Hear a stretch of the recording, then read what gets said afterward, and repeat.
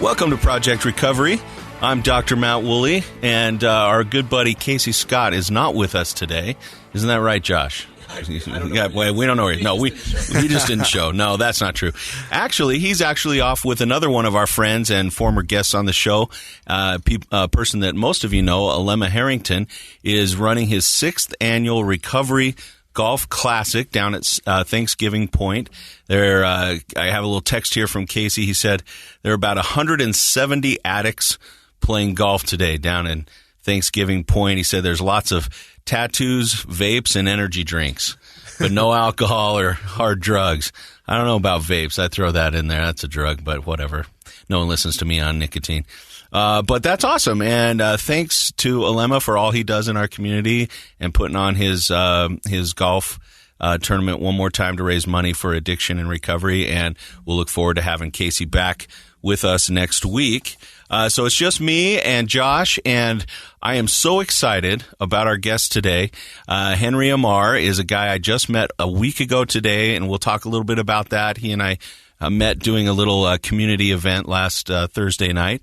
But before we get to and another reason that I'm really excited to have Henry on the show is that he is doing big things in the community of the world. And I love what he does, and so I was so excited that he could come in today and make some time to talk with us. But before we get to Henry, I wanted to share the top 3 meditation practices for people in recovery. So here we go. Now, as all of you know, one of the things I do along with cognitive behavioral therapy is mindfulness and meditation. I get the chance to teach that to groups now and then. Certainly use it a lot in my practice, especially for anxiety disorders. But what I'm really excited about is the fact that it's becoming more and more part of the recovery process. People are finding that meditation, mindfulness, and those practices that are related to that are very, very helpful. And so now we have some great reasons to include it in recovery. In fact, as most people know, the general benefits of meditation would be things like reducing stress, increasing your focus, reducing anxiety, more creativity, less depression. I have to admit that when I was in graduate school, Henry, you'll like this story because it shows my progress in life. That when I was in graduate school, we had a guy come in, and you do these didactic one-day seminars, and he was a psychologist from town that was going to teach us about meditation. This is circa 1998, 99, not quite 2000 probably. And I thought, I don't want to hear about that hippie nonsense. I don't want to hear about it, right? I knew the guy was going to show up. He's going to have a ponytail and be wearing Birkenstocks. And sure enough, he had both of those. And I didn't want to hear about it. I was already had a little chip on my shoulder about psychology, and I wanted science.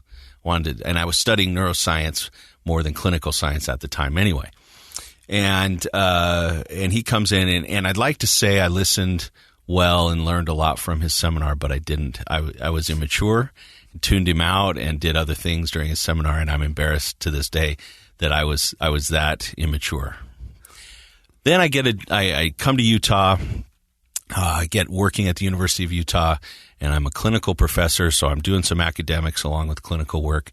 And I keep seeing these articles in neuroscience journals, real journals, medical journals, of the benefits of meditation and how the new functional MRI capabilities are showing that prefrontal cortex density increases. Now, that doesn't mean we're growing new brain cells, but it does mean that we're myelinating and making brain cell connections, pathways. Everybody here knows that term now, neuropathways.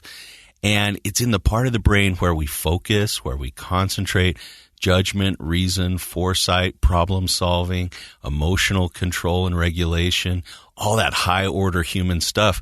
And it's essentially the same as if we went with Josh, he's got these big guns over here that didn't used to be so big 4 years ago. He's been working on them. And the density of those things, it's because he's working them out, right? Look at those arms. They're beautiful. And that's the same thing that happens in our prefrontal cortex of our brain when we meditate. And so I thought, well, that's got to be a fluke. And article after article they were coming out, and I finally decided to humble myself a little bit and went and got trained in transcendental meditation. I thought, well, let's do what the Maharishi does. Let's go all the way. And sure enough, it's still a practice that I use today, and I'm so glad that I overcame my resistance to something like that. So if you're a listener and you're thinking, boy, that's hippie nonsense, just follow my lead and listen up. So let's talk about it real quick. Actually, specifically, what they're finding in substance abuse recovery is people not only have a higher reported sense of well-being, but they've actually measured that people who do regular mindfulness and meditation while they're in recovery, it reduces the rate of relapse. And that's impressive. So the first one is just breathing meditation. It's very simple. I always tell my patients, breathing to stay alive, we don't need to practice that. We got that down. Body takes care of that for us. Breathing to relax and to be centered, we do need to practice. And the reason for that is, like right now, I'm not breathing with all my lung capacity. My oxygen levels are less than they could be. But if we were to stop and take a really slow, deep breath in through our nose and hold it, and out through our mouth, fill our capacity all the way up, we're increasing and having a full oxygen exchange in our body, and that in turn slows down our heartbeat. And when our heart rate stabilizes and comes down, then it turns off those adrenaline glands. We're here doing a show today, so our adrenaline's a little bit higher because we're excited. But if we were to sit and meditate, that would bring that adrenaline down, dry up the cortisol, relax our muscles, and your brain is able to focus. So a simple way to do that, if you wanted to practice this at home, you could take 2 minutes a day. This is what I tell my patients. Just start with 2 minutes once or twice a day where you sit in private, close your eyes, and take your time and do, sometimes they call it box breathing or 4-count breathing, where you breathe in and count to 4. 1, 2, 3, 4. Hold it. And then you breathe out nice and slowly and exhale all the way. And then in between breaths, don't go right into the next one. Just sit and focus on your body. Notice how it feels, the relaxation that you have. Usually you first feel it in kind of your neck and shoulders, maybe your arms, then your chest, and eventually your stomach. And, take 5 or 6 breaths, take a couple of minutes. And if you did that every day for a week, I would be flabbergasted if you didn't agree that you feel more calm, focused, able to handle problems easier. The next one is moving meditation, because the first one, the breathing, a lot of people are not people who like to sit down. So moving meditation is a way to kind of focus while our body's actually moving. One of those formal practices that everybody knows about is yoga. So you can come in and people ask me, is yoga the same as meditation? And I'll say, well, yoga includes meditation, right? So it's a very meditative practice. It can increase your ability to stay with your meditation longer if you're somebody who likes to move. I really prefer transcendental meditation where I'm sitting still, but then I sit still professionally, for hours at a time every day. So maybe I'm good at that. I don't know. But other places here in the state of Utah that my dad doesn't even know this. This is a secret. So if you know my dad, don't tell him I busted his secret out. But being in the great outdoors, hiking in the mountains, which a lot of people do here in Utah, people will describe why they like. I'll ask them, why do you like hiking? I'll say to my dad, why do you like hiking? Why do you like fishing? Why do you like being in the great outdoors? And he doesn't know it, but what he's describing is he's getting into a meditative state. So those of you who are listening and you're a real outdoor lover here in the state of Utah or anywhere, you know that you get into this calm, focused, peaceful mindset, and that comes from the active meditation. And the last one is just mindfulness. And mindfulness is also a sort of an active type of meditation where a person will learn to focus intently on different activities that they're doing throughout the day. It could be a visual thing. I did a mindfulness retreat once up here at Red Butte Gardens by the University of Utah, and it was an 8-week deal. And one of the things we did each week was we would walk around the garden and choose a plant or a flower, and we would spend several minutes just intently studying, trying to bring all of our visual focus in to what I was seeing. And A simple example of that you could do right now if you're listening is probably there's a pine tree out your window somewhere.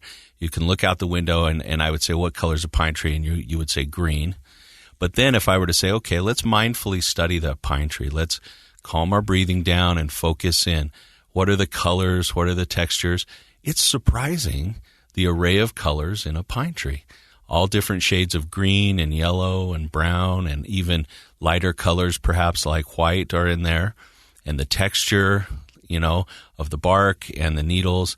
And just something as simple as a pine tree that we take for granted. And when we were kids, we just colored them green with a brown wood. What do you call the middle of a tree? Bark?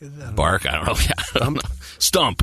Well, that's if we cut it down. Well, I don't know. Anyway, so mindfulness, moving meditation, and breathing meditation. So I feel like we covered the spectrum there. If you don't think you like meditation, you have a few other options.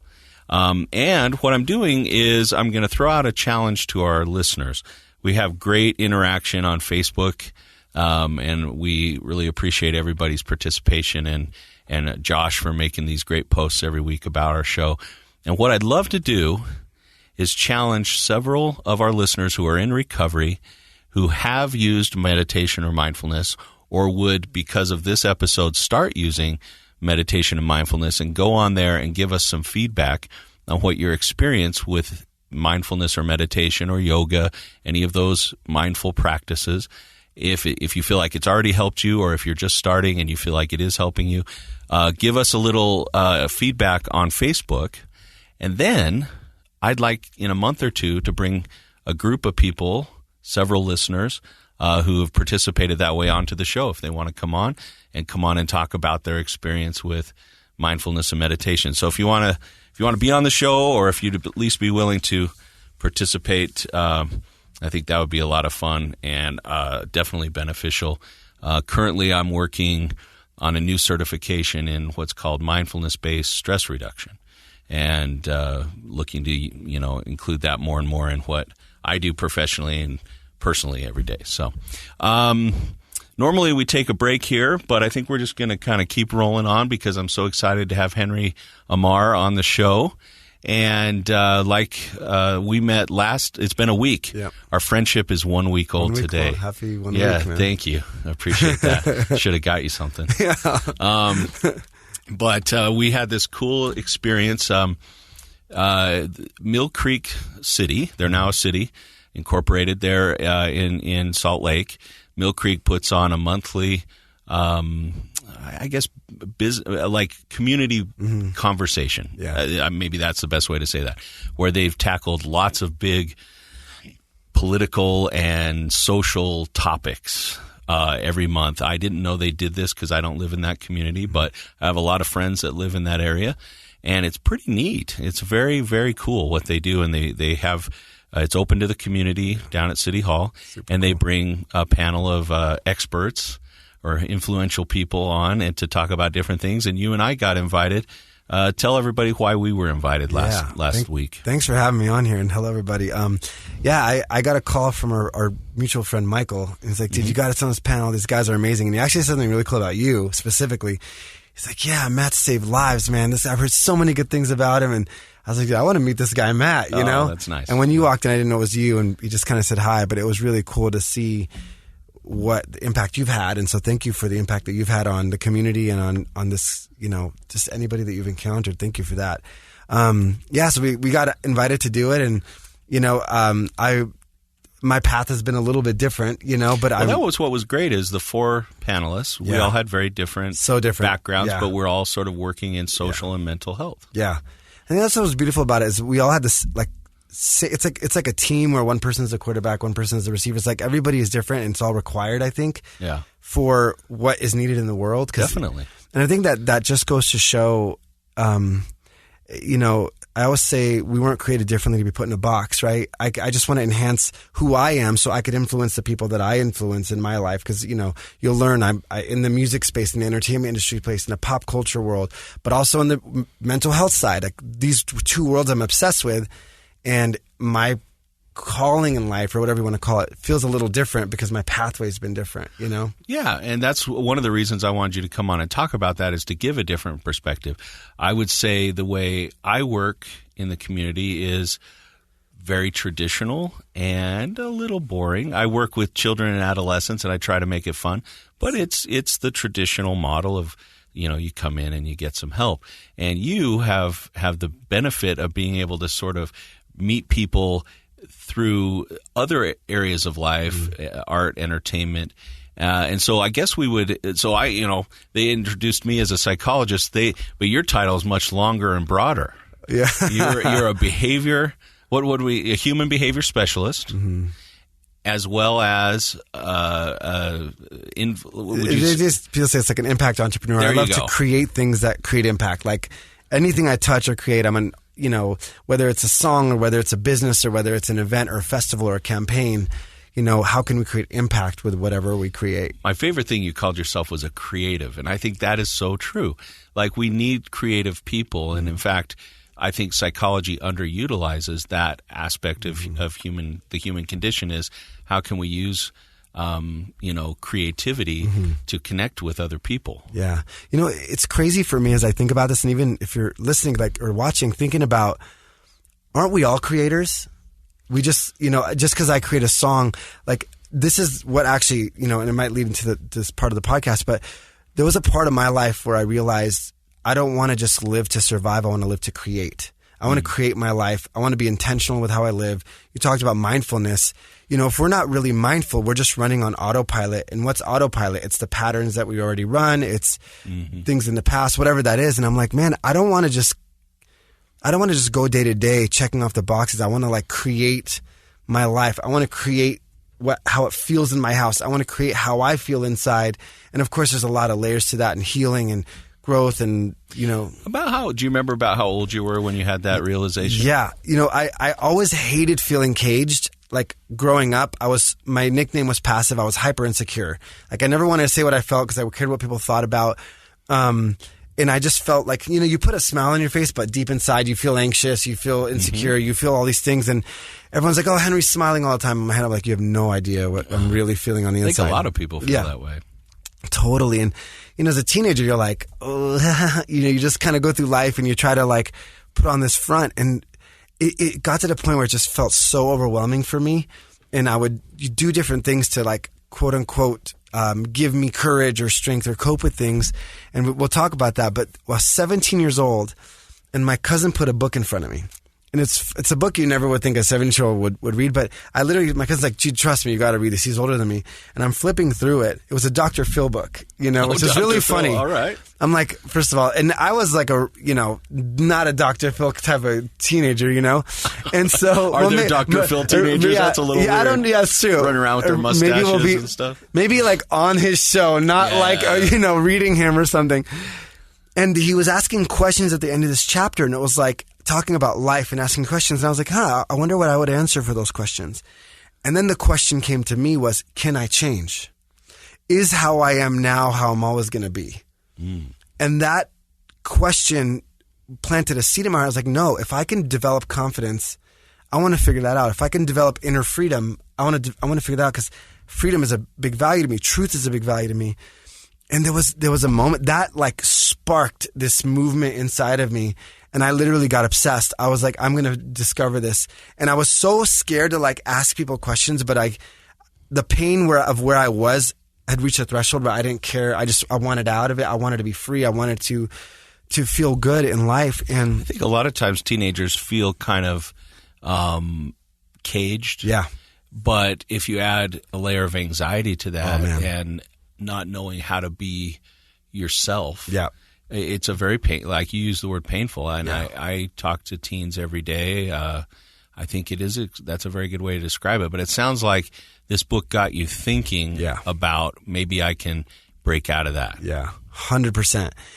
And then I think the fun part about the journey for me was, it's almost like when I tasted a little bit of freedom, that it was possible, I realized, oh man, I have to have this. And I don't know who said this, but they said there's 4 things you need to go forward and chase after something. They said, first, you need to have hope that it's possible. Sure. Then you need to believe that there's a way to get there. Mm-hmm. And then you need to believe that you can actually take that way there. And then you need to believe that it's worth it. Okay, yeah. And so if I don't believe something's possible, I'm not going to go after it. If I don't think there's a way to get there, I'm like, well, what's the point? Sure. Or if there's a way to get there and I can't really get there, I'm not going to really attempt it. And is it really worth the effort? Because as we all know in life, or if you're listening, to go after something, especially if it's something is a little bit more difficult or it's outside of the realm of what I'm used to or conditioned to, I'm going to have resistance. I'm going to have, some obstacles that show up. And is it worth it? And for me, the answer was yes, yes, yes, yes. There's got it. And then I had to really navigate the middle two. Is there a way to get there? Can I get there? And I just saw the evidence. I was like, are there people that were in my shoes that are not in my shoes anymore? And the answer was a clear yes. Of course, yeah. And I was like, well, if they've done it, then I'm going to figure out how the freaking heck I'm going to do it, Well, what I like about that is the second, number 2, 3, and 4 there on your list sort of create, I think, a feedback loop to number 1, which was the hope. Yeah. And if you can find a way to do things and you believe you can do it, then you become more and more hopeful. Yeah. In fact, I think there's a model I can remember in my head. There's a research psychologist named C.R. Snyder, who is kind of the guru of hope. And he passed away not too long ago, but his research is phenomenal if you're interested in reading that. Yeah. But I love the fact that you also pulled out kind of so I always wanted advice as a kid. I don't know why. I was a weird kid. I always wanted advice, and I don't think the adults in my life directly gave me advice very often. So I think when I got it, I held on to it. And what you said is something very similar to what my grandpa said. My grandpa had been a pilot in World War II. But when I knew him, he was just this cute little old guy who wore his little driving cap and drove a Chrysler, very carefully. But he'd been one of those prop plane, fighter pilots in World War II. And I remember he said one time, I don't remember the context of it, but he said, if somebody else can do it, I can do it as long as I want it. Love that. And I remember thinking, I wonder if that's kind of how he lived his life, And I've always believed in that statement. Yeah. It's so simple, but it's true. It's like sometimes the simple things are harder to grasp onto because we hear them so much. But the reality is if someone wasn't that particular place you were in, and I know sometimes we're like, oh, but it's different for me. Life doesn't do this for me. I was like, you know what? I have this phrase, and I decided it's not a matter of if, it's a matter of when.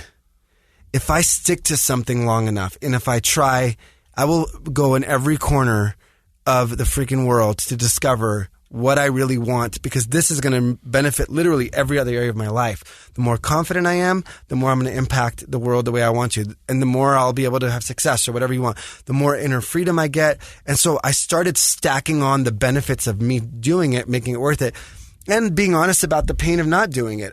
And I was like, you know what? That's a good one. Yeah. And I was like, I made it from a want. This is a must for me. I have to do it. So I have this phrase. I was like, it's not a matter of if, it's a matter of when.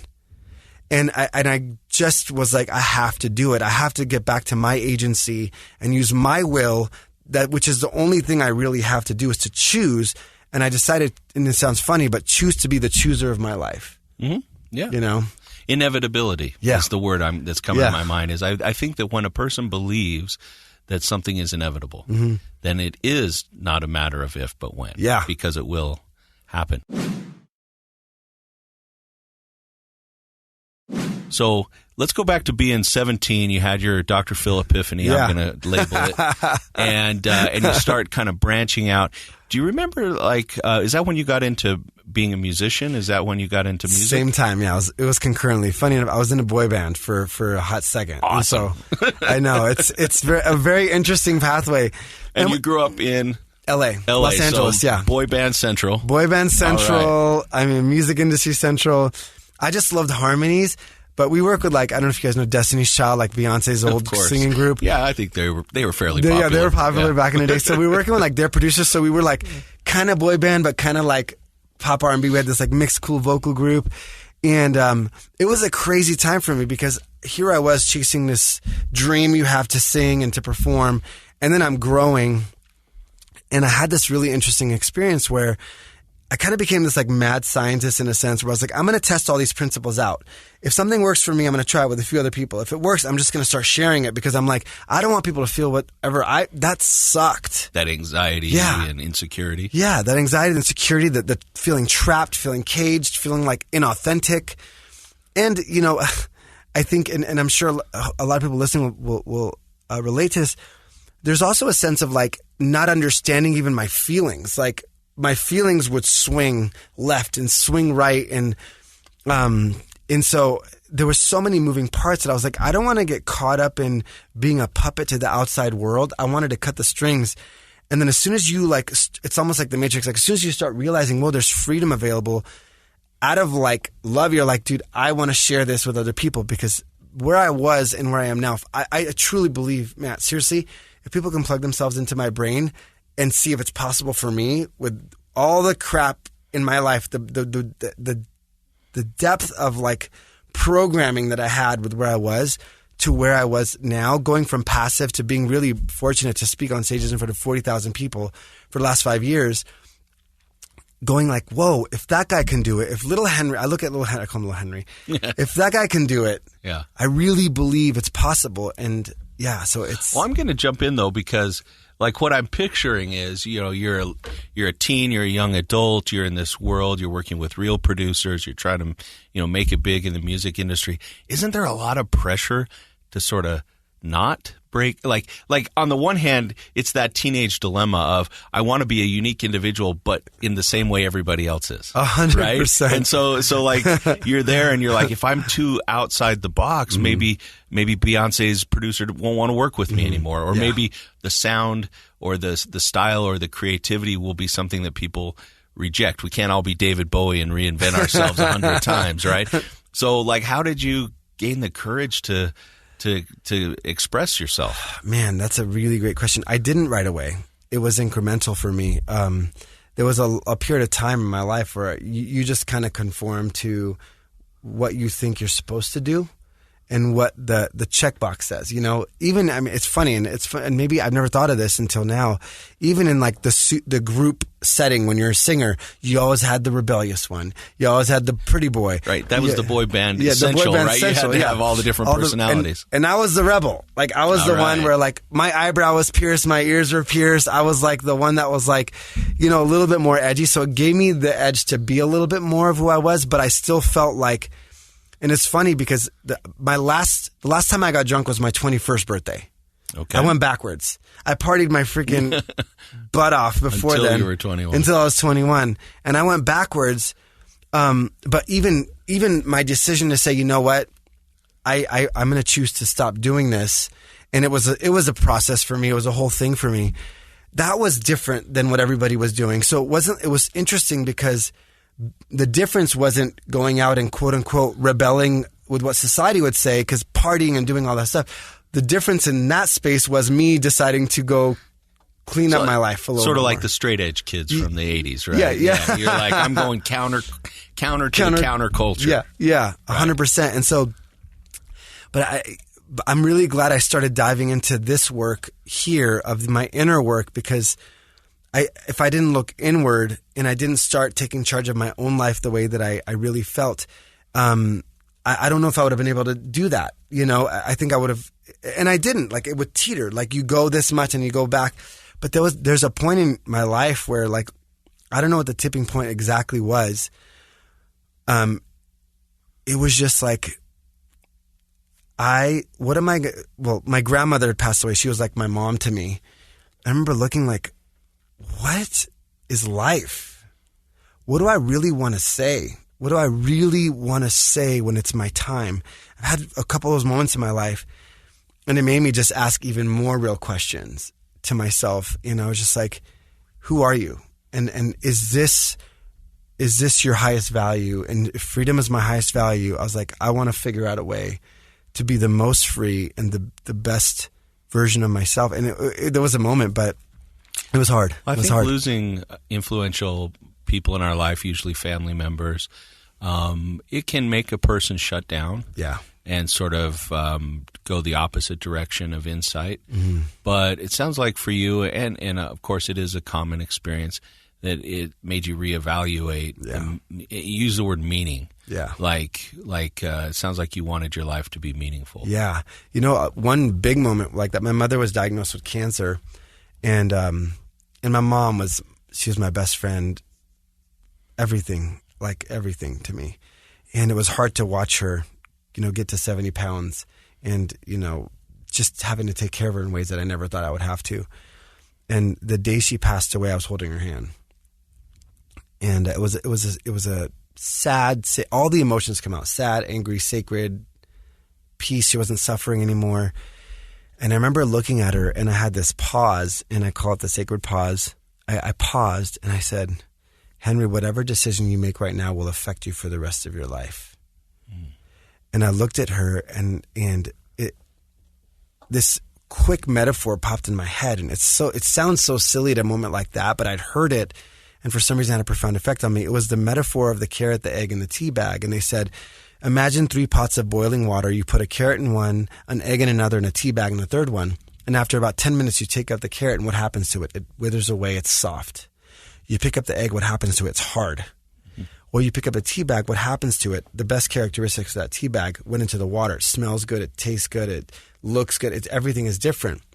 And someone said to me, in life, you're going to get to choose when things happen to you.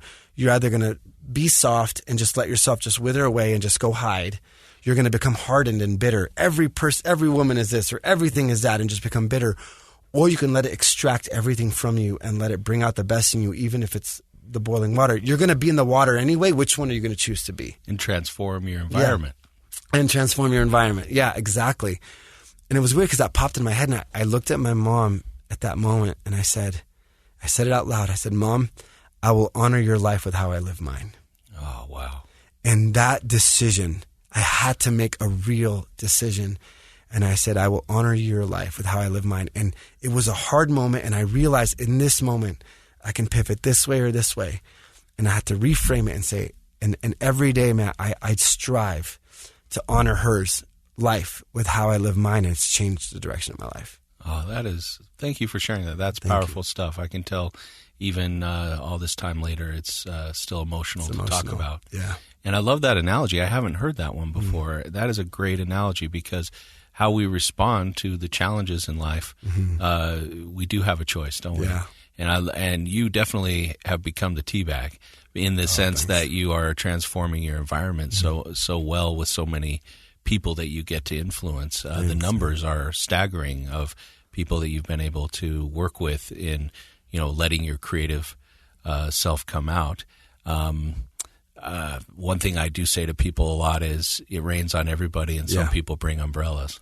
And be the guy who brings the umbrella, right? And we are going to have challenges. You know, when you were young, you didn't know you'd sit there with your mom and lose her to cancer, and we don't know what challenges we're going to have tomorrow or in 5 years or 10 years. So they're unpredictable. Yeah. And I like the idea that you can transform your environment based on how you react to those things. So what happens after music? So music, I guess did you choose to leave it? Did it kind of not pan out the way you hoped? Like, tell us about what happened, and then what happened after music. Yeah, music was it's really cool run for me. We did all the cool stuff, we got to open up for people on tour and do all the things, and we had a song on an album that won a Grammy. The album won a Grammy, which was cool. Oh, well, what's the name of this group? It was actually, who Gladys Knight is? She's like an R&B singer. Yeah. We had a song on a record that she did, an album she did, and her album won a Grammy. So by default, I have this cool little shiny certificate. Oh, that's amazing. Yeah, no, that's great. That's big. Yeah, it was cool. It was. You're sitting Gladys Knight. It doesn't get a whole lot bigger than that. Yeah, she's awesome, and she is the real deal, man. This is funny, actually. I'll tell you the story. First time we sat down with her, she turned into loving mom mode. She's like, listen, and looks at all of our guys. She goes, and she's just going off about the industry and what to expect. And you got to hold on to your values, and you guys got to stay true to who you are, because there's going to be people trying to take you left and take you right. So it's cool to have someone like her who you respect so much pull you aside and speak life into you and tell you, hey, listen, and like a mentor, like Totally. a mom, Yeah. right? And who would know more? I mean, she's been in that industry her whole life. Yeah, since she was a little girl. So that was a really cool experience with her. So we got to do that with her, and her daughter ended up managing us, and they ended up managing us, and they're really cool. We're still in touch. She's amazing. Her family's awesome. Her husband's really, really cool. And then, did all the fun stuff, and then all of a sudden, I don't know why this story pops in my head, and when it does, I just have to honor it. I honestly have no idea why I'm sharing this story, but when it does, I just, you got to trust your intuition. Oh, I'm excited. So we were at this event, and we had the weirdest experience because one show we would perform in like Puerto Rico, opening up for these Disney people, and you're like 19,000 little screaming girls, and then we fly to Vegas to open up for I don't know if you guys remember Naughty by Nature, and yeah, of course. and we go and we're like, how do we go from one night in Disney and the other night in a Vegas club opening up for like Naughty by Nature and Lil Rob and all these other people, and it was like the craziest experience for me. But and then we would go in and like there was a group of. They were doing like these opening, like, prayers before the show. So I go to this prayer group and I'm, I don't know why the comedian decided to make fun of me because I walked up and Beyonce was in the circle, Destiny Child was in the circle. And he's like, oh, look, what are the Backstreet Boys here? I was like, oh no, please don't just, and comedians like to they pick one person and they go after him. Go after you. And I was just, smiling and laughing and I was like, this is really funny and embarrassing. I was like, ha ha ha ha. So I had these really cool experiences, but it was in those moments that I realized the power of influence you could have in music, in entertainment, in pop culture, in this. I'm sitting here and with all these people that could literally pick up the mic and say something and people will listen. Yeah. Yeah. And I'm on stage and I have the microphone and there's, tens of thousands of people that are just there and you could say anything and they're like, yeah, literally. And it's funny, we tried so many different things and sometimes you're so caught up in the moment, and so I realized there's power here and I developed such a love for people and a diversity for people. And then, at some point it was really interesting. There was one guy that was like kind of like an independent A&R that was kind of like pocketing some money that was transferring over. So the whole project got a little weird and fishy and, our band looked together and were like, hey guys, like I don't even know where this is going to go. We might end up getting shelved. They probably had over $1 million worth of value into our project at that point. We had the producers who had features that were on like Diddy's Camp and all these people. And then I was like, guys, like they're giving us a 30-day option to sign out of our contract. I go, I think I'm going to take it. Oh, wow. And so we did. We opted out and I started doing some solo stuff. And then I was always still obsessed with my inner world, the human behavioral space. I was still doing any seminar I can go to, anything I could read. When we would travel, I would go and find a high school and say, dude, I wish I knew this in high school. So let me go share it with some people. So sometimes I'd call schools and say, hey, we're touring with this group. Can I come speak to some people in your school? Just an impromptu, motivational pop-in. Yeah. Pop-in. Yeah. Yeah. And so it's like, so we'd go in and I realized, wow, there's a lot of good we can do in the world. And I don't know, man. I think you relate to this, I'm sure, Matt, and everybody listening. When you go through stuff yourself, in my trauma in your house or overcoming, different obstacles in your life, whether it's addiction or insecurity or mental health or depression, whatever that is, when you start going through different things, there's a deeper sense of compassion that you have when you see people. And I'm like, I have this crazy, fierce passion with me, but I do have an extreme sensitive side. When I see people, I don't like seeing people suffer. I don't like seeing people struggle with certain things. And I'm like, man, there's a way. Let's just plug you. How do we help? And that started earlier on because I think I had experienced so much pain, and I didn't want people to experience pain anymore, or help them through it. And so, I deviated. I went into entrepreneurship, and then went to the University of Southern California, and I got into randomly this. I went into real estate development, and I had a really beautiful, like, sexy career. I had the director of investments of a $2 billion company. I had the Ocean View office, the sexy title, all these things. And then that's when I started to have a feeling like something doesn't feel right for me here. And I was like, but I'm set for life, But something didn't feel right. Then my mom gets diagnosed with cancer that year, and then I'm sitting in the hospital, and now that's when I started really asking questions like, Henry, what are you going to say again? Same questions. What do you want to say when it's your time? I'm like, I'm not going to say I just bought a $100 million building for somebody and this is what happened and made, and I was like, no, I want to be able to look God in the eyes at the end of my life and just say, I put it all back. I gave it all back. All my talents, my gifts, everything I've been studying. I'm like, I'm doing all this stuff on the side, and I'm still obsessively studying all this stuff, and I'm doing workshops on the weekends and doing stuff.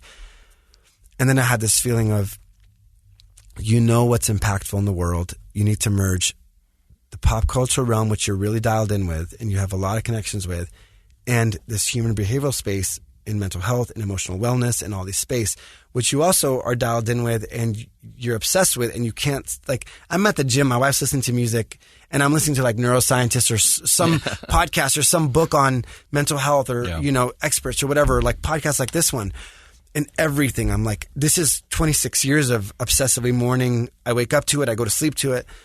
And I was like, there's obviously how do I use my resources, my passion, my knowledge, my experience, and bring them together to make the biggest impact? And I realized I was in a unique position to merge the pop culture world with the emotional wellness and mental health world. And then I quit my job. You did? I quit my job, and it was crazy. Well, so far in your story, you've quit two major things that I think would be hard for me or most people to quit. You opted out of a real contract to be a musician and a star, and you're rubbing elbows with real stars, big time. And then now you're a real estate developer making lots of money, living the life, and you opted out of that. Yeah. Wow. Dude, you know what was crazy? The day I quit, you send the email out to everybody that says, hey, this is my last week here. I just want to tell everybody this is my personal email. You do like the fancy email to everybody. And I sent it out to all my contacts. And this one guy sends me a message who I became really good friends with. And he owned a multi-billion-dollar company, real estate. And he goes, we need to go running. Meet me in Beverly Hills to go for a run. And we're going. He's one of the best human beings I've met in my life. And we're going for a run. He's like, tell me, what the freaking hell is happening? And I'm telling him everything, and then he drops an F-bomb, and I'm like, wait. He goes, I'm really happy for you, but F. And I was like, wait, what do you mean? He goes, dude, I know you have to do this. And I said, so why are you upset? He goes, I want to offer you a partner position in my company, and I want you to run my LA office. Oh. And I'm like, oof. And I would have equity in a multi-billion-dollar company that would just grow. And I'm like, and at that point I was like, should I just wait a few more years? Maybe I'll just say, but it goes back to, I guess, the very beginning when I really asked myself the real questions, and I said, what is the real benefit and cost of this? What is the cost of my time? You can never get your time back. You can never get, there's just certain things in life. And I'm like, I could spend the next 5 years here, and yes, I'll make money. I said, but there are lives to impact. There are things I could develop. There's experiences I will not get over the next 5 years if I go and do this. And I'm grateful. And maybe some people it's good. You build a safety net and you go and do this thing. But for me, I just experienced my mother's passing. And I made her that promise, and I made myself that promise, and God that promise, whatever you believe in. And there was a moment where I was like, no, like I have to do this. And I said, thank you so much for I'm humbled at the offer. I really was. Oh, that's a huge compliment. Huge. And I was like, man, if anything, you've blessed me today with just letting me know how much you believe in me, because I'm venturing into a whole different space. I'm starting over. Yeah. And yes, I know this mental health, like human behavioral side, I feel really, really well because this is what I've been doing for so long. I know the pop culture well, but I've never created a business from it. I've never eaten food from it really over the last so many years. Well, and those don't necessarily go easily together, right? No, not at all. Merging those is a whole nother beast. Yeah. And I don't know that many people that have like fully done it the way that I had.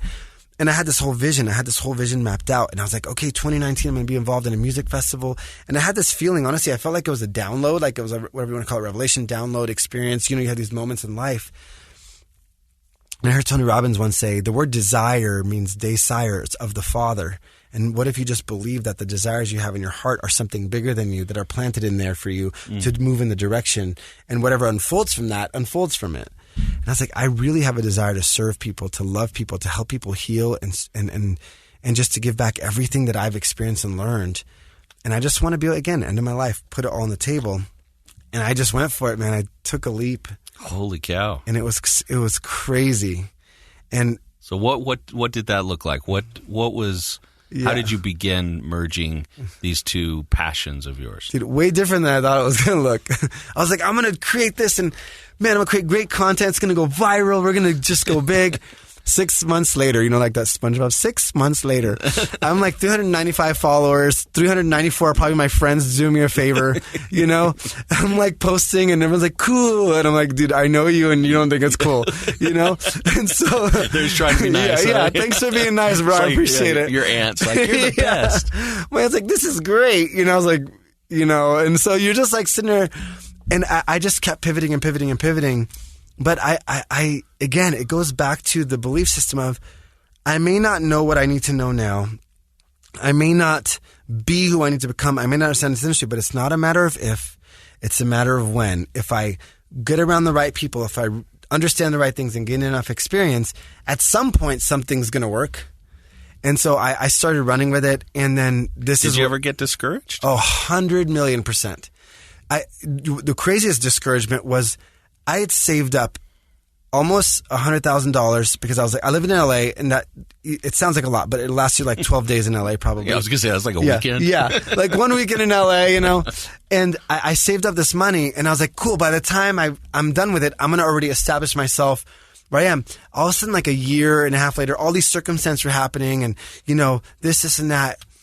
I get to a place where I have $300 in my bank account. I'm like, first of all, I'm living with my friend. I'm staying in his room. I'm using his car. I'm single at the time. I'm like, what am I going to do? Go on a date? Hi, do you want to come sit on my friend's couch and watch his television? Like pretty attractive. Yeah. It's like, and so I'm sitting there like, man, like this sucks. I have a business degree from a college. And at the time, that same incredible guy, my friend, I call him a brother. He had no clue. I didn't tell anybody, because sometimes you put on this front like, we're just going to keep going, Yeah. I go to LA and we go to dinner and I order water, and he looks at me and goes, how's business going, man? Same guy. And I was like, it's a startup, like it's tough and you just keep going. He goes, Henry, I want you to work for me, blank check signing bonus. What? Wow. And I'm like, oh. And I felt like, I'm like, Henry, this is your test, man. This is your friggin' test. Yeah. What are you going to do? And you rationalize, you think, and I was like, I don't want to make a irrational decision. I said, I really appreciate it. I said, let me just think about it tonight, And he's like, you're going to think about it? Because he didn't know. And I was like, yeah, let me think about it, But everything in my soul was like, Henry, just stay on the path. It's going to flip. Just stay on the path. It's going to flip. And I called him, and it was one of the hardest things I'd said no to. I bet. Because I was like, I could literally write a decent check and be fine. And this isn't to be like, oh, I'm so, like, it's like, man, this was it was discouraging. I felt like a loser again. I was like, dude, this is like, what is happening with my life? Like, just a year. Yeah. To bail on your path. Yeah. And a year and a half ago, I was doing different. Like, it's crazy how a year, everything could change. Yeah. You feel secure, you feel great, and all of a sudden something flips on its head. And then, I'd lost my mom. I had been through all this, relationship stuff. I had been through now career stuff. Now, there's not much security in my life. But man, I kept my eyes on a prize.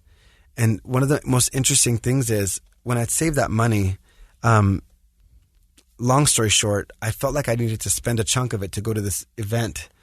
And I did. And I was like, this sounds crazy, but I'm going to follow what I feel is right again. And as I'm sitting, I go sit at this breakfast table, and there's this event, and this guy across the table looks at me and goes, hey, I heard you're changing people's lives. And I go, oh, that's awesome that you heard that. I go, hope so. That's my mission. I want to help people. And he goes, that's awesome. And we start chatting for like 30 minutes. And remember, on this sheet that I wrote down was be a part of a music festival in 2019. Right, your vision. Yeah. But I didn't know anybody in a music festival. I didn't know anybody in anything. I had my friends in the music industry, but I had been out of that scene for a while. I was in real estate. But I was like, maybe I'll go and rekindle that. And we're talking for 30 minutes, me and this guy, and he goes, hey, I want you to email me. Because we were just talking about mental health stuff and like emotional wellness and books we've read and people we like to follow. And he goes, email me. I'd love to stay in touch with you. And he tells me his email address. I was like, festival? What? That's in his email address. He goes, yeah. And I go, what do you do? He goes, I run a music festival. And the guy next to me goes, no. He doesn't just run a music festival. He runs the best major European music festival. In my mind, I was like, dude, maybe this is the guy that's like supposed to help me bring this to the world. And the next day we ended up sitting next to each other, and I had written this on the sheet of all the things I wanted to create. And one of it said the description of a music festival that actually creates impact for people's lives, because I was like, I know you can create experiences. I know you can create, there's a bunch of artists. There's a lot of great festivals out there that create a lot of different experiences. Very right? true. Very true. And I was like, how do we use those experiences and actually put goodness? In a good way. Yeah. And so I read it to him, and he jumps up, he pulls his sleeves up, and he has goosebumps. He goes, look at my goosebumps. I know that God put us together. I had the same vision. Wow. And I'm like, whoa. I was like, I thought it was like kind of cheesy showing him my little sheet of paper. Here's a guy that runs 9 music festivals, And so a year later, I end up flying out to Europe to see his music festival. And on the last day of his festival, he looks at me, he goes, I want you to go up on stage and speak today. And I'm like, what? He goes, yeah, between Martin Garrix and David Guetta, I want you to go speak. Wow. And I was like, dude, I freaking love those DJs, So I get up and I'm like, okay. And there's like 40,000 plus people in the main stage. And so I get out and we speak and we have a beautiful experience. And that built our relationship. And honestly, at that point, it was really interesting because not just that, but I tried launching a podcast, and you guys have a podcast. And my first, I was like, oh man, it's going to go great. And like 10 people, 4 people, 3 people. And you try to ask people to be on your show when you're really small and nobody really wants to be on your show. But it was really interesting because within the span of 3 months, I had really just kept my eye on the prize, kept moving. I ended up having a few guests on my podcast, and some people were like, yeah, I'll be on it. And I was like, oh man, that's a win. It was crazy. My podcast flipped to #1 on Apple this 1 month. I was like, what? And I guess one of them was just going viral in a sense. Now you got all the text messages people on your podcast. Now all these opportunities are flinging open. Now this music festival thing is happening. Now all this other speaking opportunities are coming up. And so everything had opened up for me. And I was like, man, if I would have threw in the towel 3 months or 4 months before that, right, I would have missed out on some really miraculous stuff in my life. I like how you use the word flip. You're saying to yourself, it's going to flip. It's going to flip. Yeah. And that is the feeling. That's the perfect word for the feeling I'm getting in when that right door opens for a person, right? Yeah. And all of a sudden just the ball rolls and it flips. Everything starts to change. Yeah, totally. And mind you, when it does flip, you're like, oh, you feel so different. And you almost forget how it felt to suck so bad like a few months before that. Because like, wow, I could actually eat and I could actually afford this. And I'm not eating beans out of a can. I'm not doing these things that nobody really knew about. But that's what's so cool about life. And it goes back to my passion for agency and choosing is creativity. It's like, I want to create the life of impact, and even if it means, and this is what was crazy when I was working my job, I had ramped myself into, I promised them I'd finish the project. So I'd run myself into like 8 months left. And I said, I'll finish this project, but I'm out at this date. And I heard this quote that said, if you just spend 1 hour a day on your passion or 1 hour a day on anything, within 1 year, it's 365 hours. Mm-hmm. And if you divide that by a 12-hour day, that's 30 12-hour days that you're working on what you want. Yeah. And I'm like, if someone told me, Henry, I'm going to give you 30 days straight for 12 hours a day to focus on what you want, what could you get done? I was like, dude, I'll get so much done. Right. But I don't think about it in increments of an hour a day or 2 hours, like 2 hours a day. And if you divide it by 8 hours a day of just a regular job, it's more than that. It's like 40 or something. I don't know what the number is. But that's, for me, I was like, no, who do I have to know? What do I have to know? And I was just like, man, yeah, I might put in the work now and it might suck now. But when it does flip, when I do get to that other side, because I've seen other people do it, and I'm going to make sure I find a way to do it. I'm going to surround myself with people. I'm going to random email mentors. I'm going to find people like Matt to really help me get my mind, my heart, my spirit right when I'm down. I'm going to do these things. And so it was hard. It was discouraging. I know I'm like, no, you got to freaking just go. But I'm like, if I'm going to go through this, I'm going to grow through it, because the common denominator in everything I do is me. And if I can grow and I could be better, then everything in my life is going to get better. And eventually when I get into a relationship, that's going to be worth it because I'm going to be in a better place. When I find success, I'm going to be able to sustain it because I'm a better person. And I'm just like, I just want to work on Henry. And it was hard in moments. I was completely discouraged. I wanted to give up so many times.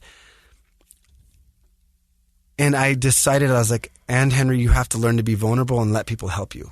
I sucked at receiving. Oh, that is a hard one for most of us.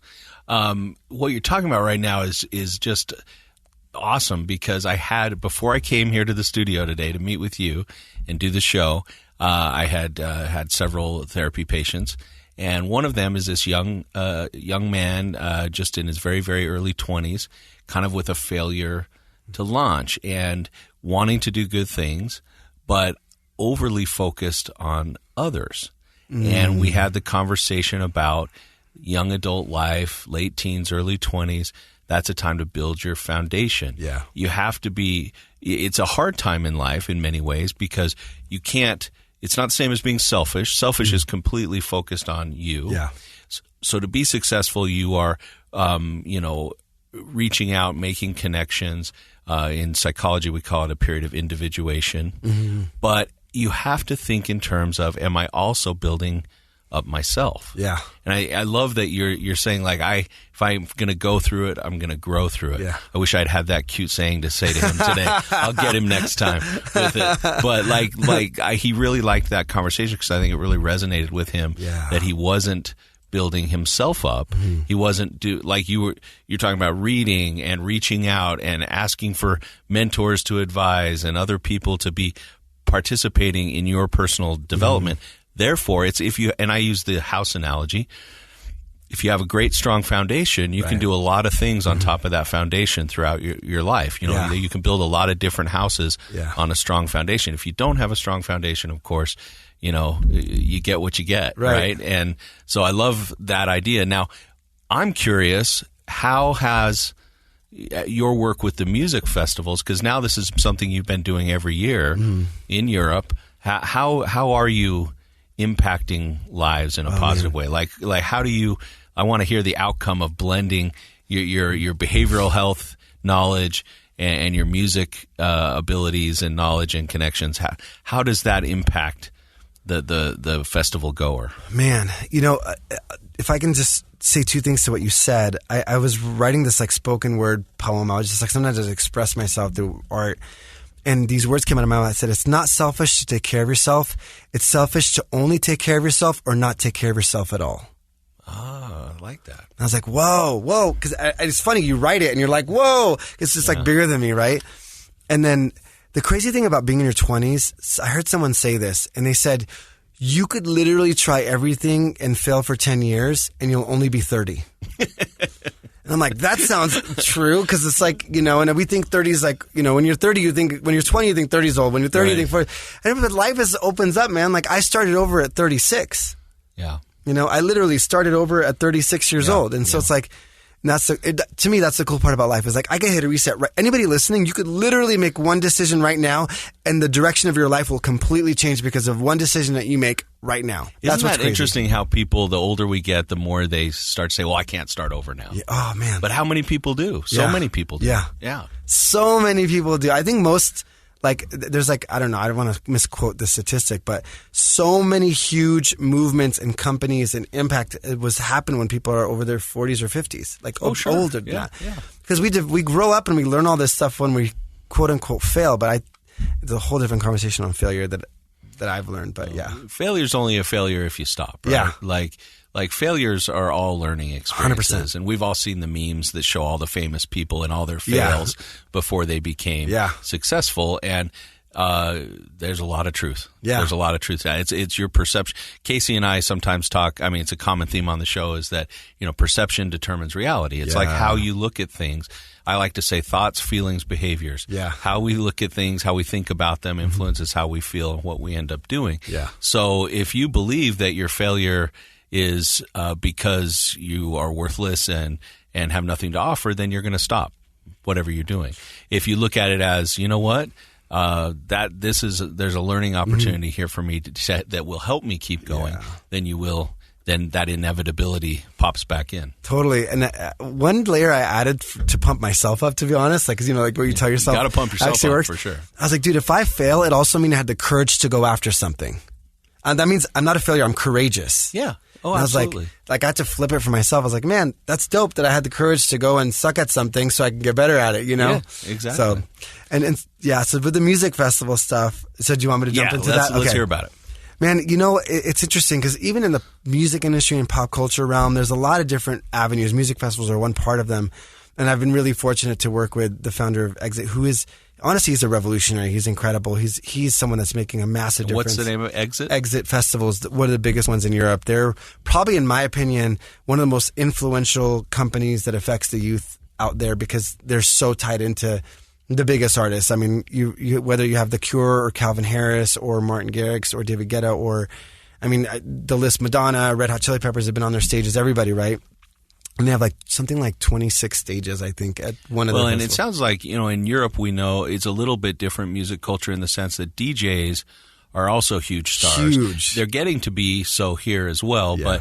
but you have these festivals where you will have artists and acts, you know, the Red Hot Chili Peppers, people we know, but then they'll be paired up with these superstar DJs that are just as big as the Red Hot Chili Peppers in Europe. It's crazy. It's so different too. Like, 'cause I grew up in the States, in LA, and I go there and there's artists. I'm like, this guy is huge, and I don't even know who he is. Right. You know, Yeah. It's crazy. And you know, for me, I love healing and growth and empowerment and all these aspects of emotional wellness. Doesn't all have to be so heavy. We could have a great time and we could grow and we could enhance while we're sitting there in community, while we're sitting there having a great time, and I could be inspired and I could continue to be transformed. And there's also this interesting openness to me, it's like even subconsciously when you're at a place and you're around community where you feel safe, there's an artist you really like that you trust and you're open to hearing what they have to say. And there's this whole energy, and then they say something and you create an experience for people around you. We in our lives, we remember moments and experiences. We remember deeply emotional things are what really stick to us in our mind, in our hearts, in our spirit, in our bodies. So I'm like, wait a minute, like, even if you think about trauma, right? Trauma is an overwhelming emotional experience that happened when I was younger or now or whenever. I'm like, and usually the more emotion it is, the more my body retains it. Sure. I'm like, then I can use that same framework and cause a really powerful emotion and embed these beautiful things into people about, you know, who they are, or just create a swinging to the other end of the spectrum. Yeah. Trauma being the negative end, and wonderful positive experiences being the other end. Yeah, totally. And so that's kind of the thing we did. And so we just started, you know, running these ideas, and, you know, we saw that, wow, they were receptive. I got on stage, they were really receptive, and the founder was like, dude, just come back next year and speak. And they had The Cure perform, and I spoke. It was really cool Hanging for me. out with Robert Smith, no big deal. Yeah, it was so cool. I was like, man, these guys that's like classic, you know? And it was funny because The Cure performed, they had opening ceremonies, and they had the fireworks. Then he asked me to speak after the fireworks. I was like, no. I can't speak after fireworks, man. Yeah. Like, he's like, no, trust me. And he's very in tune. You know, first of all, he knows the festival, but he's also like spiritually intuitive. And he's like, no, trust me. I just feel it. And I was like, okay, dude, I'll go. We had a really good experience. And so, what sort of things do you talk about? You know, that year, actually, it's perfect for this podcast because that year, it was funny. I was like, I have to create an experience. And so I knew I might be back on stage, but I was like, how do I don't just want to go speak because nobody's there to hear a speaker for 10 minutes. Right. So I would weave in experiences here and there, whether it's interactive experiences or music or whatever. But during that one, it was really cool because imagine 40,000 people plus together. It's like a big blob of people, it's right? A lot of energy. A lot of energy. And I said, hey, and so we had this idea collectively. I was like, I said, get out your phones and flip your phones upside down. And so they did. And we took a drone and flew it as high as we can go. And there was a patch of light on Earth that you could see. That's cool. And the message was, if each of you shine your light and we come together, we could light up this universe. Nice. So what is your light? What is your purpose? What is your mission individually? And if you just lit yourself up and we all came together, we will literally light up this whole universe. You know, Josh, that's why he's a creative and I'm not. Because I would have talked for 10 minutes and bored everybody, and I would have said stuff that was interesting to me. But that is such a cool, interactive, visual experience that creates the emotional connection. Like, you were able to get that point across, and it's a very true point.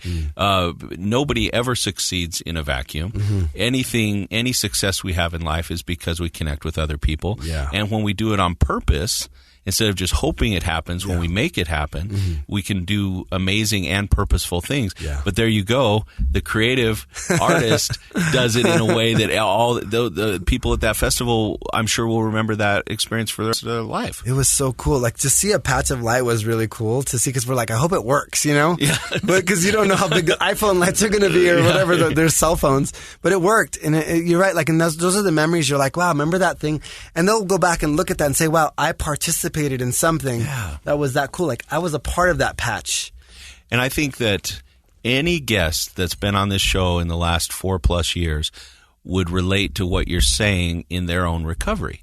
Because while some people might be able to stop a bad habit, if you're an addict, you need that community. You need that group. And that's one of the things that Casey likes to say on the show, is that there's a million different ways up Sober Mountain. You need to find your way, but that's never alone. It's never a solitary hike.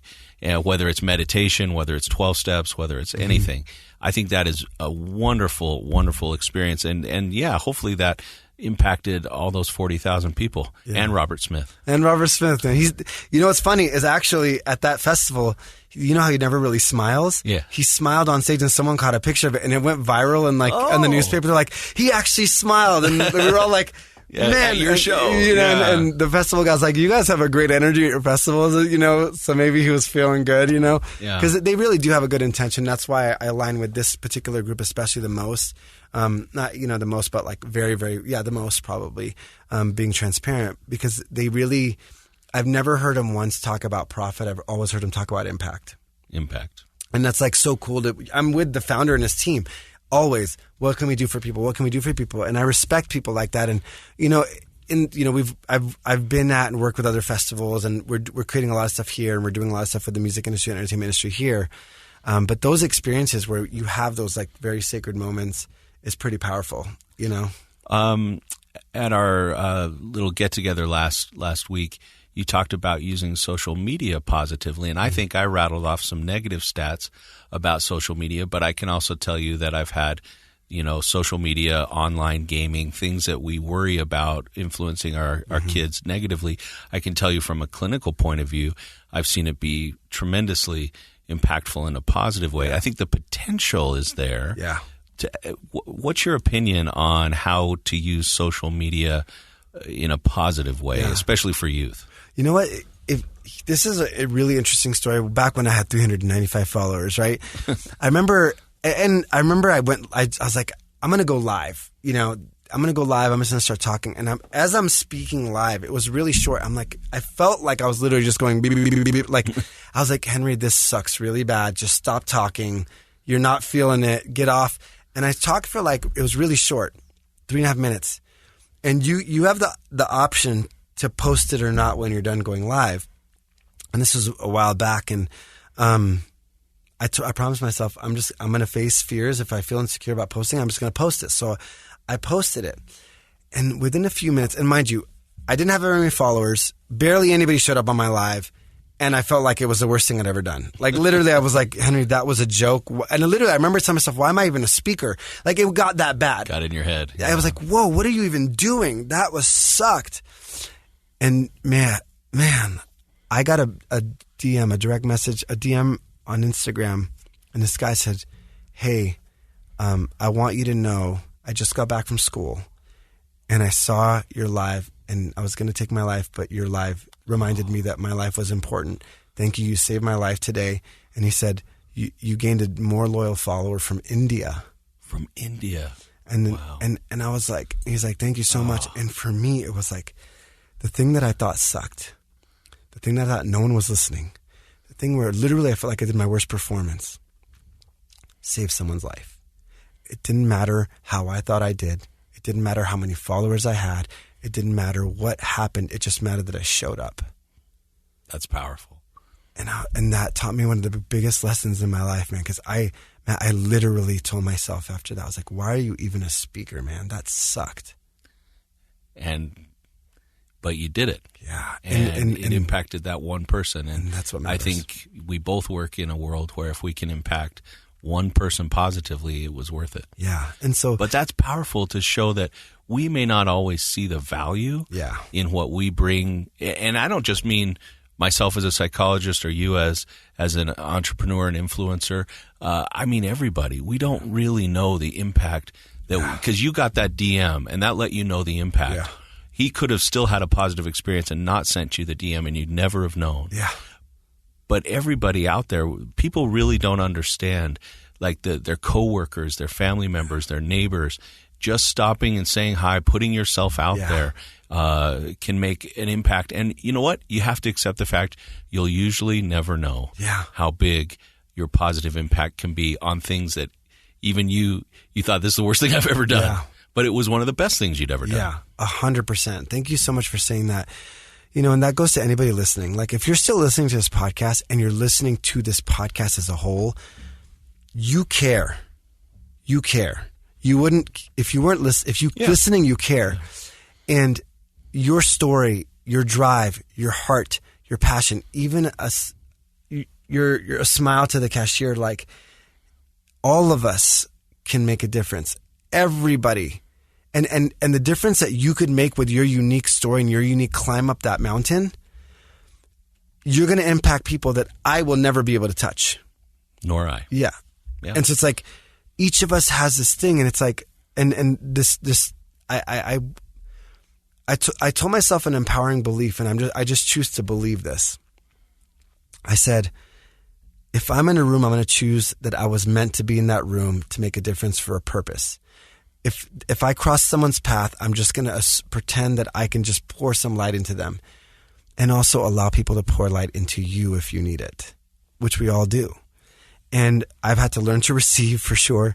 It's funny, I just did a podcast on receiving because I was like, I just had a breakthrough on that myself. But if I assume that I could help someone feel seen, that's simple. Just feel heard, feel understood, feel safe, whatever that is. Because I know how it feels when someone sees me. And even though I might quote unquote be seen by all these people on social media, but when someone really sees me and sees my past the facade and says, hey, how are you doing? Or hey, smiles at me, whatever, but I could feel that genuine intention, it changes me. For sure. In that moment to moment. And so it goes back to that light analogy. If each of us just light our lights up wherever we are and just choose to be that burst of wherever we are, man, we each can light up this universe 100%. Makes a huge impact. Well, we live in a state where mental health statistics are not always that great. We have great physical health in Utah, but we struggle a lot with depression, suicide. It is higher here, and there are reasons for that. One of the things we talked about last week is there aren't enough mental health workers to meet the need, but that's if we narrowly define what a mental health worker is, right? Right. I'm a mental health worker. I have a degree in that, but everybody has the capacity to lift and bolster other people's mental and emotional health by just turning their light on, being that person who genuinely says, how are you doing? Yeah. Or it's good to see you today. Yeah. Sometimes, and I get the privilege of talking so personally with people who will sometimes come in and say to me what that person in India said to you, that somebody showed some interest in me and that made my suicidal thoughts shut off for the day. Yeah. And that's more powerful than can be measured. Yeah. Well, Henry, thank you so much for coming on the show today. You exude enthusiasm, empathy, which I love. I remember learning in graduate school about evocative empathy. And again, I was like, oh, whatever. And now I realize that's probably the most powerful tool in all of our arsenal, is to evoke change through empathetic connections with other people. And I think that you're doing that literally on a pretty big stage. Oh, thanks, man. And you also have a podcast if people would like to listen to you more often, how do they find that? Yeah, thank you so much. Thanks for having me. It's called Making It Happen with Henry Ammar. I talk about all kinds of things. I'll dive into mental health things, release a podcast on receiving and on anxiety, my take on anxiety this week. But I also have random guests. I've had guests as neuroscientists to Flavor Flav, which is so funny, Oh, I'm going to go listen to the Flavor Flav It's one. funny. Yeah. He was like super professional. And then all of a sudden we were done. I was like, hey, can you give me a drop for my podcast? He gave me like the best hype man drop I've ever had in my life. But I try to have a variety of just people to have real conversations. But yeah, Making It Happen with Henry Ammar. How else can they follow you on Instagram? Yeah, that'd be great. It's at Henry Ammar, HenryAmmar. I'm just grateful to be here. Thank you for what you're doing. I want to publicly say just thank you. Thank you, for doing what you're doing. And if you're listening to this, thank you for doing this. You listening is an act of love for yourself and an act of hope. The fact that you are listening, there is hope inside of you. So number one is already taken care of what we talked about, because the action indicates that somewhere in your soul, there's something, and I love that. So thank you for listening. Thanks for having me. Appreciate it. I couldn't have said it better myself. Believing in oneself is so powerful. Yeah. Thank you, Henry. And thank you for all the work that you're doing in our community and around the world. And blending, what a fun career you've created for yourself that's so impactful that you've been able to blend what I love, mental health and behavioral science, with pop culture and music, the other things that we all love too. So I love that combination. Very optimistic and positive. Thank you so much, everyone, for listening. Don't forget to do your meditation and give us some feedback on Facebook. Give Henry Ammar a follow on Instagram. And as always, Project Recovery is a KSL podcast.